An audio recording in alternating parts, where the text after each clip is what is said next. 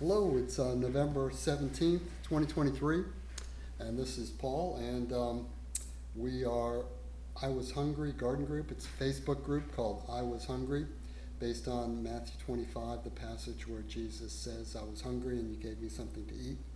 And so we try to help the sick and the poor in our community with getting good, nutrient-dense food, and that's a important thing in this day and age where food is ultra processed and not very healthy, and we're seeing a lot of disease arise from that. And I talked to a lot of people that are coming down with cancer, heart disease, and various other ailments that are largely food-borne diseases. So this garden ministry is really, it started out being geared towards helping the hungry, but then we realized that it's the sick people that are gravitating towards it through groups like the Heimerdinger Foundation, which is a group that's here in Nashville, and they provide nutrient-dense meals for cancer patients in the Nashville area.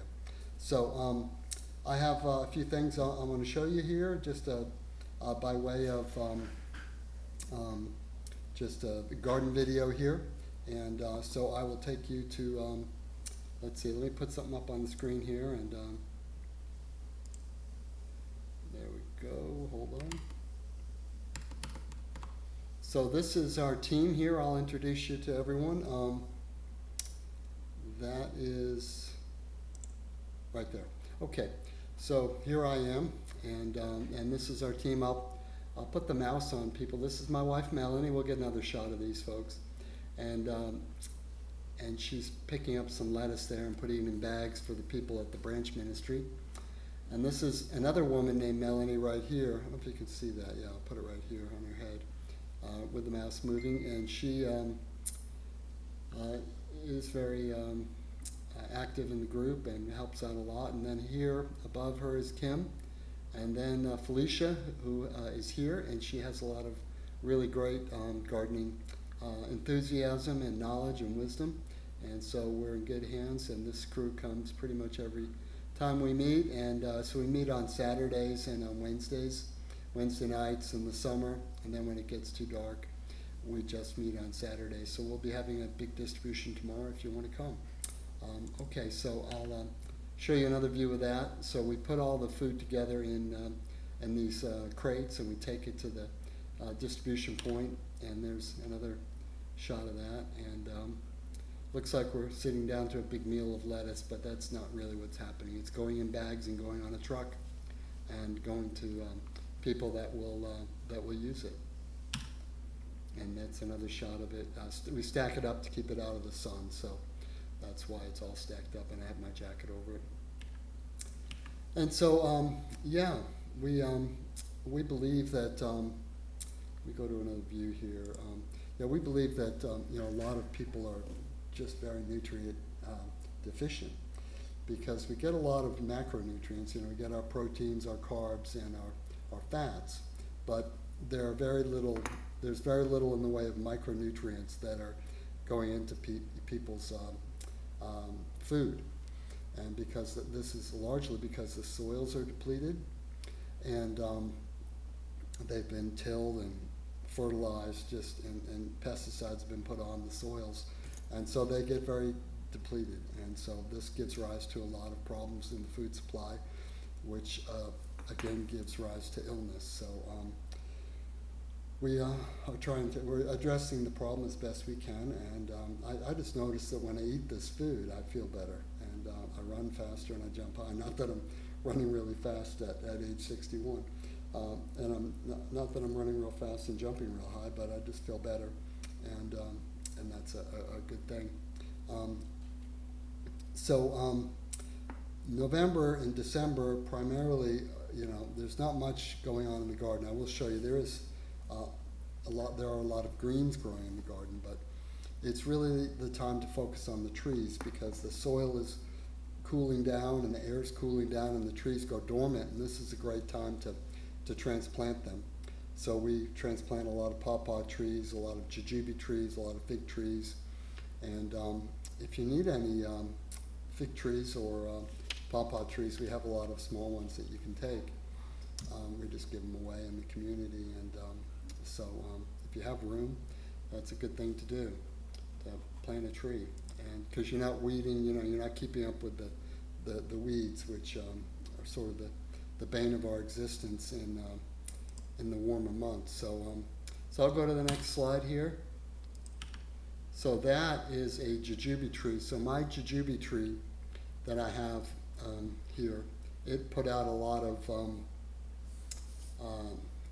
runners, the runners that go along underground, and the leaves will pop up, and we'll end up with lots of trees, and that's exactly what happened. So I transplanted a lot of these, and that's one of them there. I put mulch over to keep it warm, and then here is our compost piles. You can't really see it, but this right here is a, let me see if I can zoom in. Oh, that's better, yeah. Okay, so there's a huge row of wood chips here, and then these are right in here are leaves. And so this truck is bringing in, is a landscaping company. They're really good about keeping the litter out of the leaves. A lot of candy wrappers end up in the leaves, so I don't like that. Don't want plastic, we want leaves, and these make amazing soil amendments, and we really notice it when we compost this for a couple of years and put it on the garden. It just does amazing things. So it's called leaf mold, M-O-L-D, and then the wood chips just make wood compost, basically wood chip compost. And we don't like to bring in manure, and there are a lot of organic soil manures, basically in the classifications of feces. Yeah, you heard that, feces, and flesh.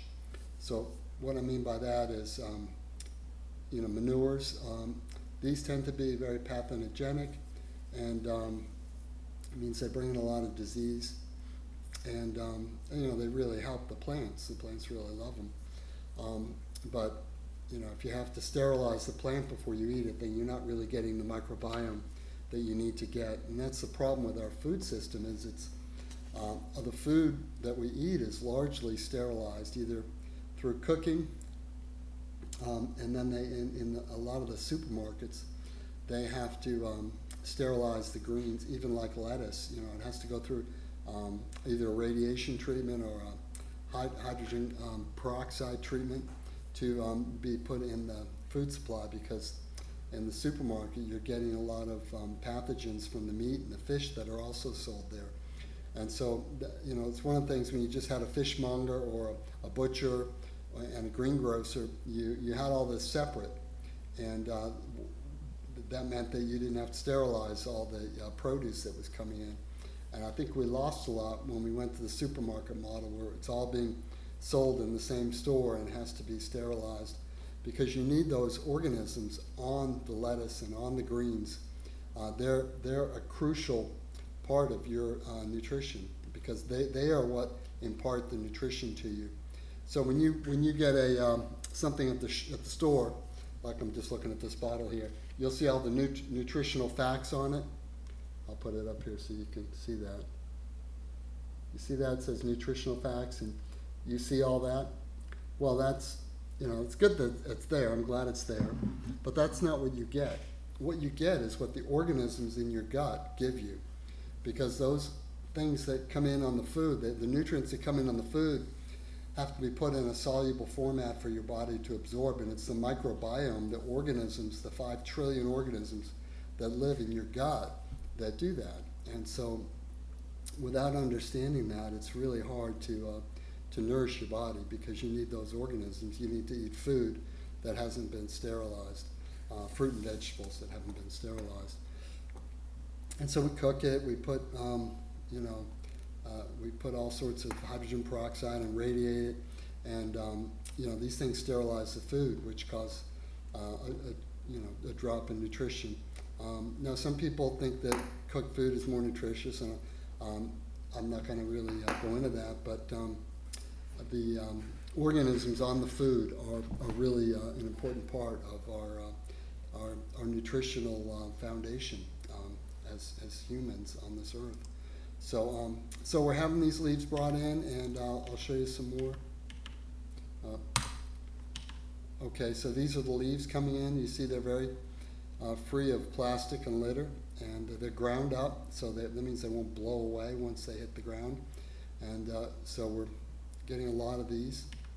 And these are the leaves and the chips together. And so this, okay, here we are doing part two. It cut off after 10 minutes, so I'm not really sure where I started and where I stopped, so bear with me on that. So we'll look over at this monitor here at some more pictures. So basically, make sure it's still recording good. So we're having these leaves brought in from various places that don't use a lot of, that don't have a lot of plastic in them. So the idea is to try to find leaves without a lot of plastic and without a lot of chemical fertilizers. And so these leaves have been bedded.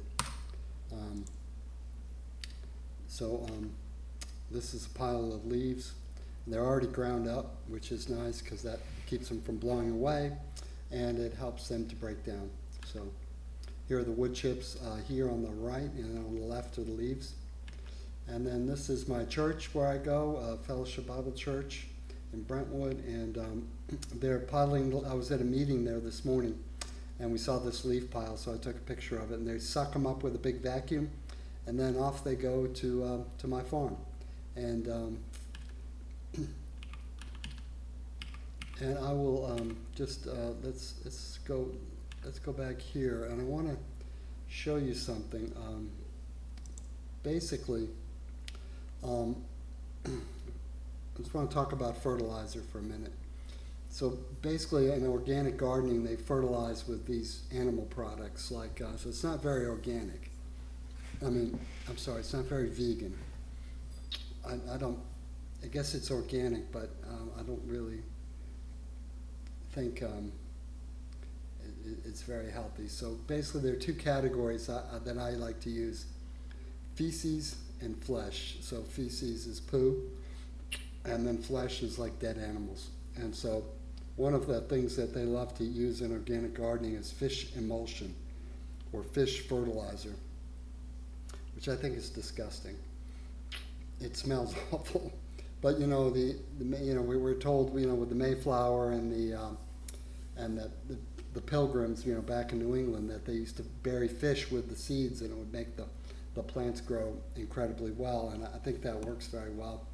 It's one thing putting a fresh fish in there, but when you get this stuff, this is like when they clean out all the fish in the fish production plant, where they bring them in off the boats.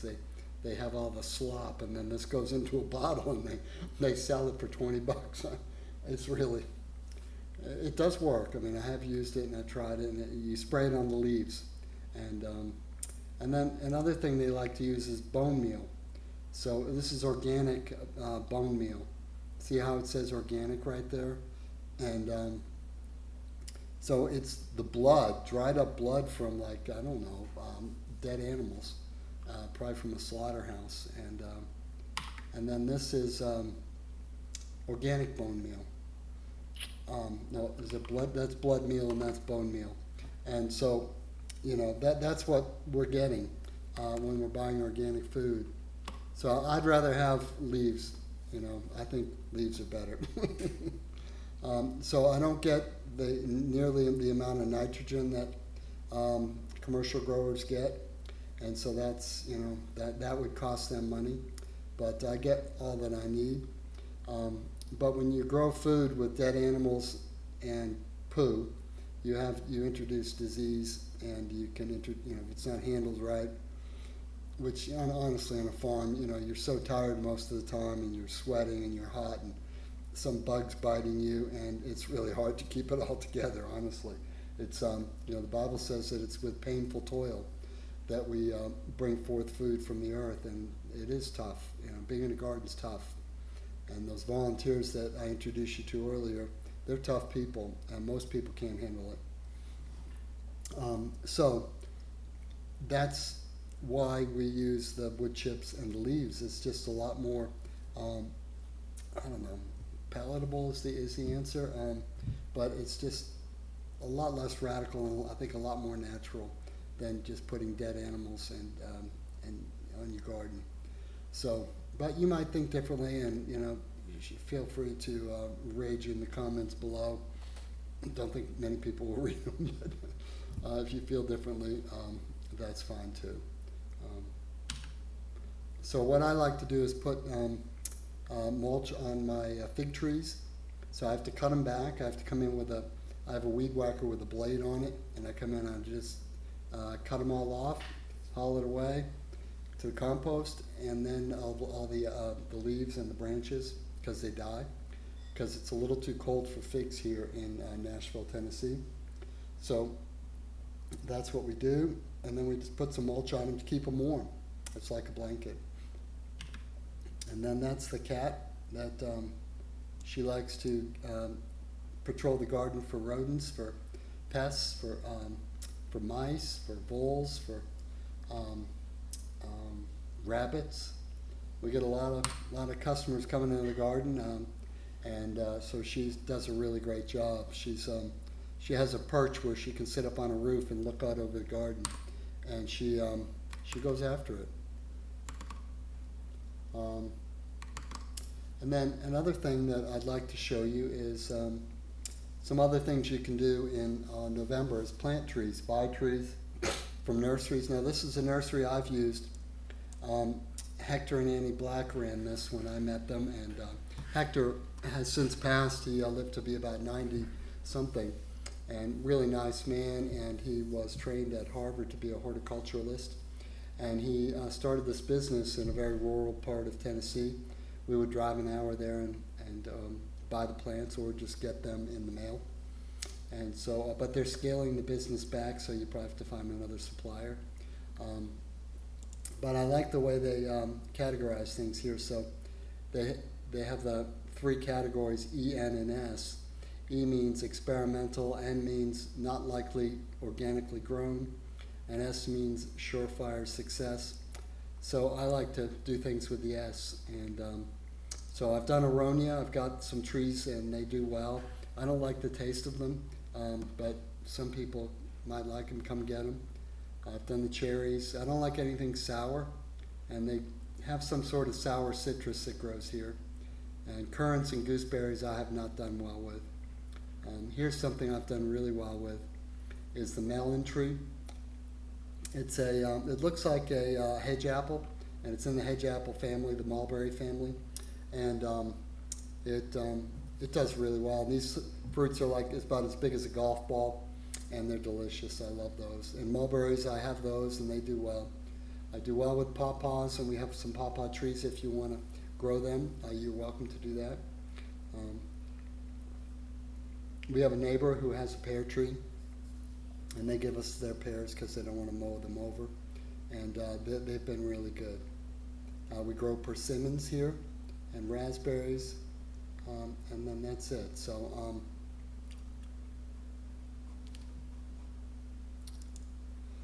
so one of the other things that we like to do in the winter is do sprouts. Let's see if I can get this. So this is a jar of, if I get that in front of the camera, mung beans. So mung beans are really good. You know, you get them in a lot of Asian restaurants. And so what happens when you sprout things, they become, well, I'll explain it to you. So you start out with, try to get this, there we go. You start out with about a cup of seeds. We measure a cup. And then this will grow, how many cups are in here? 8 cups.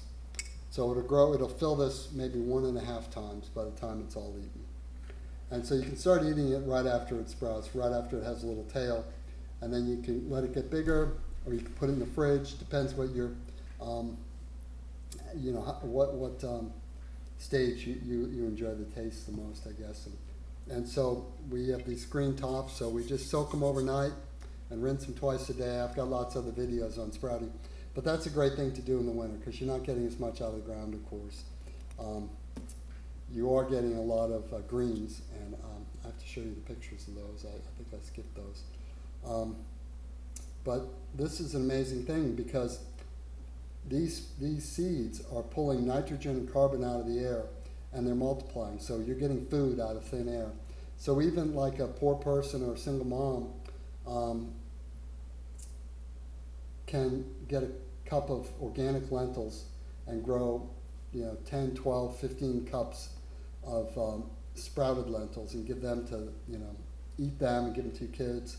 And they're off the charts nutrition. I've read and I've seen that people say that a sprout is 50 times more nutritious than actually eating an unsprouted seed because of all the enzymes in it. And I don't know how that works, but if you're multiplying the volume by, say, 8 times, and it's 50 times more nutritious, then you're getting 400 times the nutrition. Sorry, we have a technical glitch. After 10 minutes, it stops. Stops recording. So we have 3 parts. So you're getting 400 times the nutrition here. And you think about that from an economical point of view, that you are getting so much more nutrition from one seed. You're getting 400 times because it's growing. And then it's growing in quality and quantity. So that's pretty amazing. And, it's fun to grow things too. If you're in the wind, if you're a gardener, and I wasn't always a gardener, but when you become a gardener and you start learning how to grow things, you really miss it in the winter. And so this is a great way to get your gardening fix on throughout the winter. And anyone can grow these. You can grow them in any kitchen, any counter. All you need is water, and you don't even need sunlight. It can be totally dark. And they taste pretty good. You might have to wait till you're hungry to eat them, but they taste good. And I don't know what I've said and what I haven't said, so I'll just keep repeating things. You have the ability to fast forward, but I was building computers next to my sprouting operation here in my office, and I looked at the seeds and I said, oh, low tech, that's really low tech. And then I looked at the computers and go, that's high tech.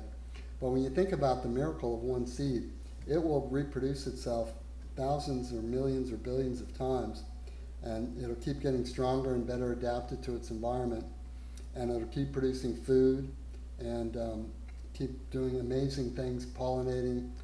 It'll get pollinated by bees, and it just has this amazing complexity. And I thought to myself, this sprouting is really much more high tech in a chemical sort of way, in a chemical and life sort of way than the computers. And it really built my faith and really encouraged me to not look down on gardening and sprouting and things like that, because they impart life. It's a very life-giving thing here, and it's extremely economical.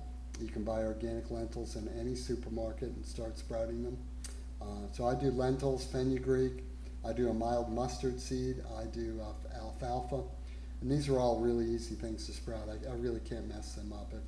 I soak them overnight, and then I water them twice a day. And no matter what happens, they always sprout. Even if I forget to water them for 2 or 3 times, they'll be fine. So so the sprouting is really good. So I'm going to go over here to the crops that we have in the field right now. So we have a lot of lettuce. I think I covered the cat. She's doing rodent patrol, and she's right in the middle. She's the white spot right here. And but right now we've got a lot of lettuce, and over here is spinach, arugula, and kale over here. And then this is the spinach. Isn't that beautiful? And really tasty. It's not very big. It's hard, you can't really pick these huge leaves, but there's no manure there. And that's nice to know. Yeah. So, and then we have some turnips. Turnips are in the radish family, so you can use turnip greens where you'd use a radish. And, it's pretty spicy. So you don't want to use too much of it. But those are some things about the garden that I wanted you to know for November. So November is the month of trees. And so we're always doing things with the trees. Mulching the trees, planting new trees. Oh, I forgot to talk about this tree. Right up here is a jujube tree. I had a lot of jujube tree volunteers. Right there. And so they shoot out runners, and so I just dug them up and replanted them and put mulch on them so that they would be able to grow and produce more fruit. So that's a really good way to, a good thing to do in November. And it's wonderful to, to dig the holes and stuff like that in November as opposed to August because it's not really hot. And so, moving things around with the wheelbarrow is not as bad, and there's no bugs. And so that's a really good thing to do. So let's see, we'll go back here and let's see what else we want to cover here. So basically, I want to just tell you a little bit about composting. Let me get back to the picture of the leaves. And I want to just give you a little explanation about composting and what we're really doing here.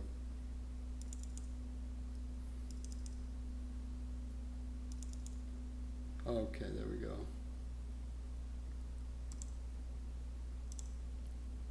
So what we have here is all these leaves and all these chips. And so when you're growing a garden, what you're really doing is you're not growing plants. More than that, you're growing the organisms that feed the roots. So when you have a plant, if a plant's 10 feet tall, imagine that it has 10 feet down, the roots go 10 feet down. That's my visualization of it. And so all these roots need nutrition. They don't get nutrition from the elements that are in the soil generally. I mean, you can fertilize it with all the things that I showed you and it will get those. But usually what happens is that the roots will put out these things called root exudates. And then the organisms in the soil which the root exudates are cakes and cookies. So if you take a class on this, that's what you'll learn. It's sugar. The trees put out sugar from their roots. So a third of the energy of that tree or plant is going to put out root exudates. And then the organisms in the soil come in and barter with that root. So if that plant needs, say, copper, the root will put out some kind of signal that's saying, hey, I need copper, and I'll give you this sugar for it. And then that organism will bring it could be a bacteria, a virus, a fungi, will bring the copper to the plant in exchange for the root exudates. And this is what's going on in the soil. I thought soil science was very simple, but it's vastly more complicated than I could ever imagine. And but so when I'm growing plants, I'm not growing plants, I'm growing organisms in the soil. I'm growing life in the soil, but not the kind of life, not the kind of organisms you get from flesh or feces, from dead animals or from poo, because I don't want that kind of life in my soil. There's something disease-prone about that I think we all have a good gut instinct about, and so I avoid those types of soil amendments, which are actually quite prevalent in commercially grown food. So you're growing organisms, okay? And so what I want to sort of segue into is the microbiome. So in our guts, we have, which is like think of your intestines, your small and large intestine, but mostly the large intestine, I think. So the food, I'm not a scientist, but I understand the basics of this. I'm a businessman, I'm doing transactions here, okay? So when you eat the food, it hits your salivary glands, it gets saliva, which has enzymes and starts to break the stuff down. And then it hits your stomach, and it gets hit with the hydrochloric acid, and that breaks stuff down. And that was really my only understanding from biology class back in the day. And so, but there's really very little that's happened to the food up to that point. Where the heavy lifting is done is in your gut. So there are these organisms, 5 trillion organisms in your gut that actually break the food down and impart the nutrition to you. And so, like in the soil, I'm really not growing plants so much as I'm growing beneficial soil organisms. Well, in our guts, we need to do the same thing. So when you think about it, think about like you're growing a compost pile. I know this is gross, but growing a compost pile in your gut. So your meal is a compost pile. And it makes total sense when you think, what do you eat first? The salad, and then you have the macros, the protein, fat, and carb, and then you eat dessert. And what dessert does is all that sugar just feeds all those organisms, and they start to really go crazy. If you've ever made beer or wine, make sure this thing's still going. Okay, it's going to cut off in 10 seconds. So I'm going to hold off there. I'm just going to watch it cut off. So if you've ever made beer and wine, you know that when you add the sugar, it goes absolutely crazy. You'd have a batch of like beer or wine.